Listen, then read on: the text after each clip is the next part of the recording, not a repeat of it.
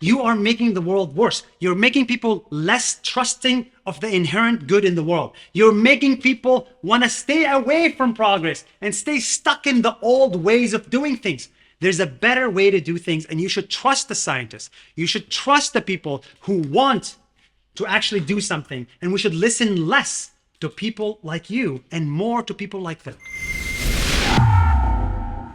Earlier this year, I confronted Nas Daily on the streets of Davos about his hypocritical travel to the WEF in the name of climate change. We've done more for climate change than you have. Yeah? What have you done? We've done. How did you get here? We've done more for climate change than you have. How did you get here? Okay, see you later. Naz, how did you get here? How did you get here? How many in your entourage? How did you get here? What's your carbon footprint? Nas Daily. Meat? I eat meat. What's your footprint? But I'm not the one here. I'm not the one standing here pretending that I stand for all these things. I'm doing good, brother. How are you? But you do, mate. You do. There you go. The biggest hypocrite on YouTube. Following that interaction, Nasiah put up his own edited version of our exchange, cutting the most crucial point. So at the time, I challenged him to a debate, and to his credit, he agreed. So recently, I flew to Dubai to debate him on his Nas Debates channel. In reality, we debated for about 2 hours, but their style is to cut it to just over 20 minutes for production value. I didn't have a real issue with the edit. I think it's fair enough. But you know me. I recorded the entire debate, and I reckon they did miss some critical exchanges, which over the next few weeks, I'll release them in segments such as this. But today I'm sharing what I think is the most vital and timely exchange due to what has transpired since Nasiah and I debated with regards to FTX and specifically the founder Sam Bankman-Fried, whom Nas Daily inspiringly encouraged his millions of followers to listen to. And he is funding everything you can think of. Global warming, It's one of the biggest problems that we have to tackle together as a world. COVID-19 preparedness. We have to be ready for the next pandemic. So with that in mind, enjoy this part of the debate you won't see on his channel. You are making the world worse. You're making people less trusting of the inherent good in the world. You're making people want to stay away from progress and stay stuck in the old ways of doing things. There's a better way to do things, and you should trust the scientists. You should trust the people who want to actually do something, and we should listen less to people like you and more to people like them. So I get it, another personal attack, but what my message would be, listen to everyone. Listen to Nas. Listen to Klaus Schwab. I beg you to listen to these people because what they're saying is scary. What I want you to do is not to take my word for anything.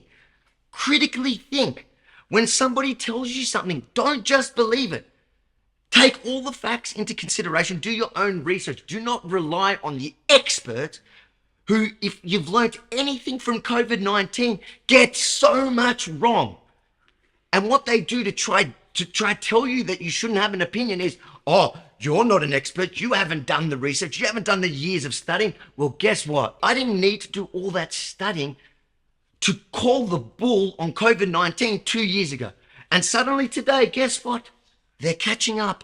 The experts and the fact checkers that he says are so great because they're real journalists. Those people that said that I was spreading misinformation, today it turns out they were wrong. Avi, in Islam, Yeah. there's another saying.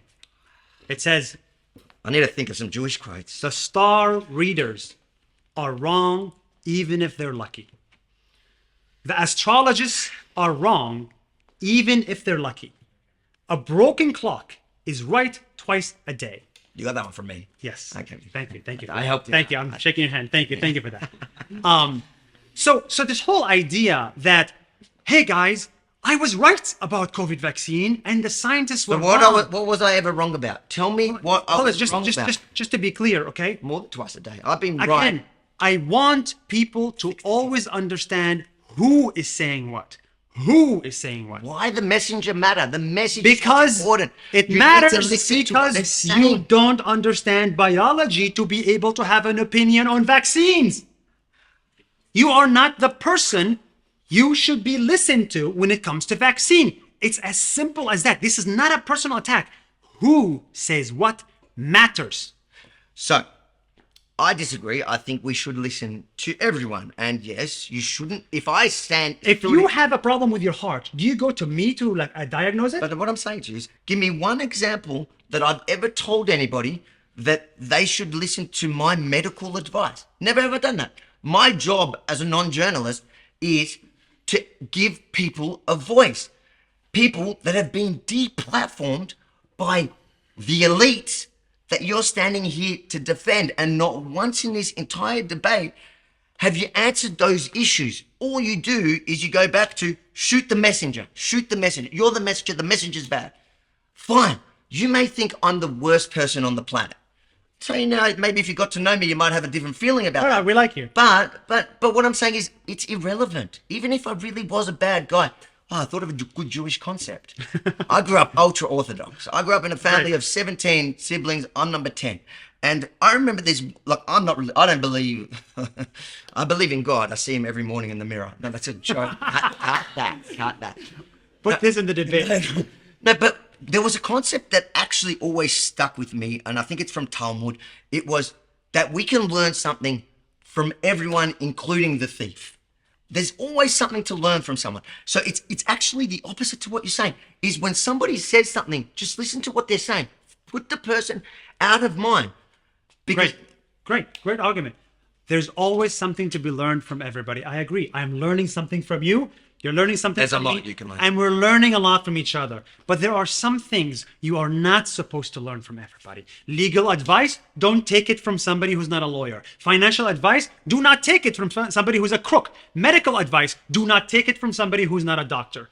You are neither of these three things, Avi. That's why it is irresponsible to promote unfounded medical things about vaccines, unfounded medical things about law, about the way the world works. Avi, I will listen to you when it comes to many things. How to become social media. I will listen to you on how to be funny. I will listen to you on how to dress well. You're dressed really nice like the global That's my elites. You're making the global elites proud with the way you're dressing. Okay? But I'm not going to listen to you when it comes to the world domination and politics and medicine and law. Hold on, you're conflating things. Whenever I give an advice on medical, whenever I give an legal advice, I don't do that. Again, my job is to give people a voice, and they tell whatever their expertise are. I say, just listen to everyone. Okay. And to that point, you talk about these fact checkers that you think are so good. Well, what gives them the qualification to fact check doctors? Yeah, a PhD at Harvard, maybe. No, the fact checkers. Do you know what qualification fact checkers have? Maybe a master's degree in political science at university. Do you know what? Do you actually know what degrees fact checkers have? Do you know what they are? Yes, What? I do. No, you don't. Better than yours and better than mine. Okay. Well, that's fake news. He's just making stuff up. The point is, fact checkers are the lowest type of journalists. They're journalists that can't even make it in the mainstream media. They can't get a job at New York Times, and they get a job with a university as a fact checker as part of a meta program. I believe you're describing yourself. They don't. You know how I know that? It's because I'm currently in court with them. So I know that. You don't know what you're talking about. You're making things up. But my point is, you're saying that if you are not a qualified doctor, then you shouldn't be critiquing medical opinions. And I tend to agree with you on that. My problem is that they're doing it on the other side, on your side, and you're not saying anything. You don't have a problem with that. You're not condemning fact checkers that are silencing. You're not condemning the YouTube CEO that's silencing doctors. Why?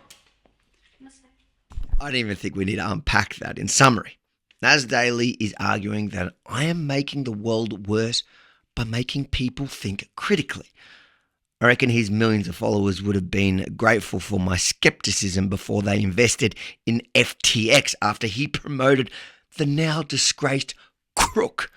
Financial advice, do not take it from somebody who is a crook.